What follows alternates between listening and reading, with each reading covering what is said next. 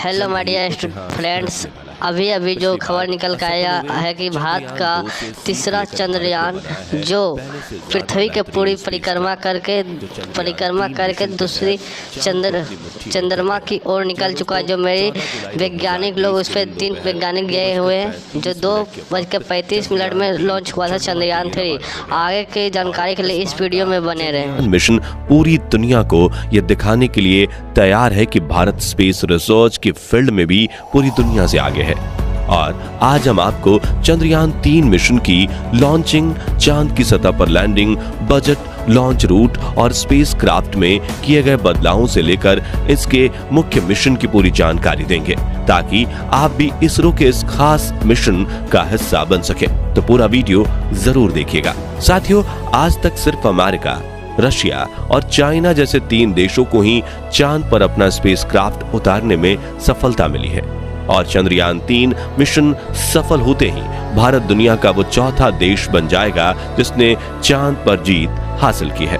आज से करीब 4 साल पहले 22 मई 2019 के दिन भारत ने चंद्रयान 2 को चांद पर भेजने की कोशिश की थी। और इस दौरान पीएम नरेंद्र मोदी भी इसरो के बेंगलुरु वाले हेड ऑफिस पहुंच गए थे। और पूरा देश यही आस लगाए बैठा था कि चंद्रयान 2 मिशन सफल हो जाएगा। मिशन के शुरुआत में सब कुछ सही चल रहा था और 7 सितंबर के दिन चंद्रयान 2 चंद्रमा की सतह पर उतरने ही वाला था कि तभी चंद्रमा की सतह से सिर्फ 2 किलोमीटर की ऊंचाई पर विक्रम लैंडर से हमारा संपर्क टूट गया और हम चांद पर लैंडिंग करने में असफल हो गए थे। मिशन में मिले इस असफलता से इसरो के चीफ के सिवन काफी ज्यादा भावुक हो गए थे।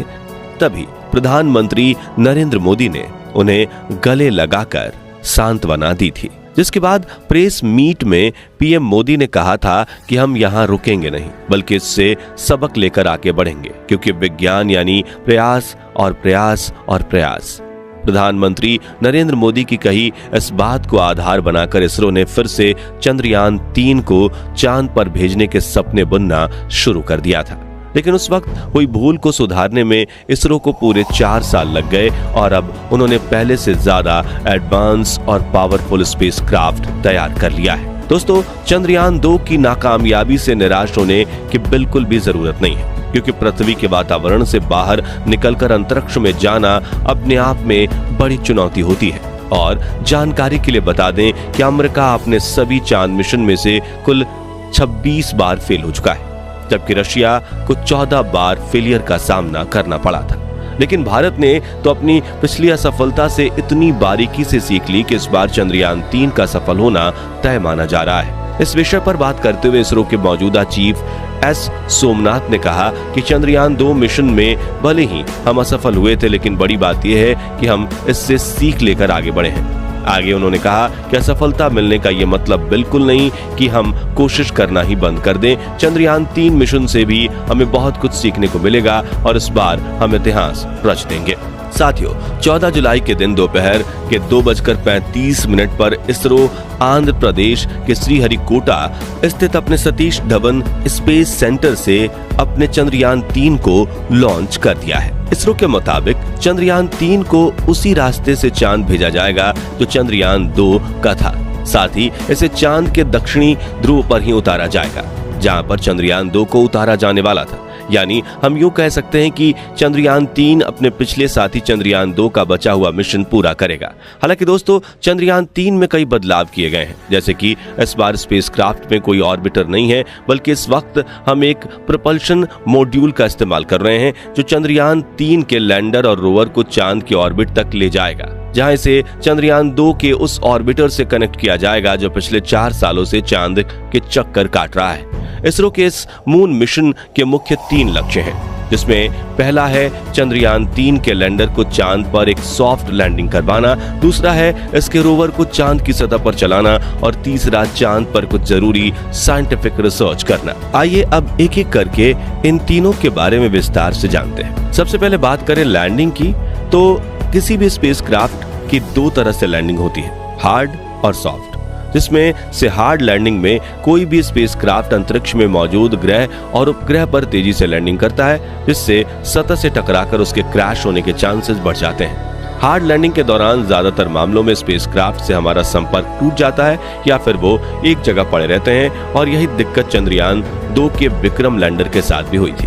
अब कोई भी स्पेस एजेंसी अपने स्पेसक्राफ्ट की हार्ड लैंडिंग नहीं करवाना चाहती, लेकिन कई बार तकनीकी दिक्कतों की वजह से ऐसी लैंडिंग हो जाती है और ज्यादातर मामलों में मिशन फेल हो जाता है। दूसरी तरफ सॉफ्ट लैंडिंग में कोई भी स्पेसक्राफ्ट ग्रह और उपग्रह पर बिल्कुल धीरे धीरे उतरता है, जिससे उसके डैमेज होने के चांसेस कम हो जाते हैं। और चंद्रयान 3 के लैंडर विक्रम को भी इस बार सॉफ्ट लैंडिंग के लिए तैयार किया गया है, जिससे इसके पार्ट्स डैमेज नहीं होंगे और ये अपना मिशन पूरा करके फिर से उड़ान भरकर ऑर्बिटर से आकर जुड़ जाएगा। दूसरे लक्ष्य यानी कि रोवर को चांद की सतह पर चलाने की बात करें तो इसके रोवर का नाम प्रज्ञान रखा गया है, जिसे लैंडिंग के बाद चांद की सतह पर उतार दिया जाएगा। इस रोवर में कई सारे नेविगेशन कैमरा, एनर्जी के लिए सोलर पैनल और कम्युनिकेशन के लिए एंटेना लगाए गए हैं और इसका वजन करीब 27 किलोग्राम है। ये चांद की सतह की डेटा कलेक्ट करके लैंडर को भेजेगा और लैंडर इस डेटा को ऑर्बिटर को भेजेगा, जहां से ये डेटा इसरो के ग्राउंड रिसर्च सेंटर पर पहुंचेगी। अब इस मिशन के तीसरे लक्ष्य यानी रिसर्च की बात करें तो चंद्रमा 3 का लैंडर चांद के उस दक्षिणी ध्रुव पर लैंड करेगा जहां आज तक कोई स्पेसक्राफ्ट नहीं गया। यहाँ पर लैंडर और रोवर मिलकर चांद के तापमान की जांच करेंगे, चांद पर होने वाली भूकंपीय घटनाओं की जांच करेंगे, साथ ही ये चांद के वातावरण में गैस और प्लाज्मा की जांच भी करेंगे। इसके अलावा कई सीक्रेट साइंटिफिक रिसर्चेस भी किए जाएंगे। कुल मिलाकर इस मिशन से इसरो चांद की वो डेटा कलेक्ट करेगा जो चांद पर मानव बस्ती बसाने की कोशिश को एक और कदम आगे ले जाए। साथियों, चंद्रयान 3 का लैंडर चांद पर 1 लूनर दिन तक रहेगा, जो कि धरती पर 14 दिनों के बराबर होता है, जिसके बाद ये फिर से उड़ान भरकर ऑर्बिटर के पास आ जाएगा। इस मिशन का बजट 615 करोड़ बताया जा रहा है। पहली बार सुनने में तो ये बजट आपको ज्यादा लग सकता है, लेकिन बता दें कि ये बजट पिछले दिनों रिलीज हुई फिल्म आदि पुरुष के 700 करोड़ के बजट से भी कम है। और इतने कम बजट में चांद पर जाकर इतने बड़े मिशन को अंजाम देना वाकई में काबिले तारीफ होगा। बता दें कि चंद्रयान 3 स्पेसक्राफ्ट का कुल वजन 3900 किलोग्राम है, जिसमें से प्रपल्शन मॉड्यूल 2148 किलोग्राम और लैंडर मॉड्यूल 1752 किलोग्राम है। आइए दोस्तों, अब जानते हैं कि चंद्रयान 3 धरती से लेकर चांद का सफर कैसे पूरा करेगा। तो चंद्रयान 3 के स्पेसक्राफ्ट को रॉकेट से जोड़कर इसरो ने अपने LVM-3 लॉन्च व्हीकल से जोड़ दिया और यह मिशन LVM-3 के इग्निशन से शुरू हो गया। फिर ऊपर पहुंचने पर इसके अगल बगल लगे S-200 रॉकेट अलग हो गए और आगे चलकर पेलोड को कवर करने वाले को खोलकर भी अलग कर दिया जाएगा। रॉकेट का दूसरा चरण भी अंतरिक्ष में आके पहुंचकर मेन स्पेसक्राफ्ट से अलग हो जाएगा, जिसके बाद तीसरे चरण में क्रायोजेनिक इंजन चालू कर दिया जाएगा, जो चंद्रयान 3 को चांद तक ले जाएगा।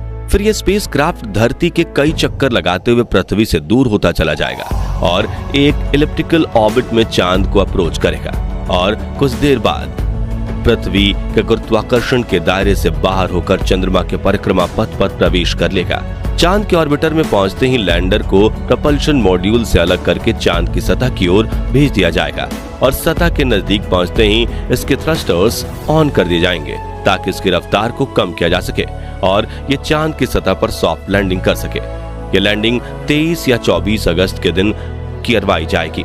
दोस्तों, आप में से कई लोग होंगे जो चंद्रयान 3 के लॉन्च को लाइव भी देख चुके होंगे। उनके लिए इसरो ने एक वेबसाइट जारी की थी और उस पर रजिस्ट्रेशन भी किया था, जहां जाकर आपने लाइव लॉन्च को देख लिया होगा। अगर आपने नहीं देखा तो आइए हम कुछ आपको दिखाते हैं।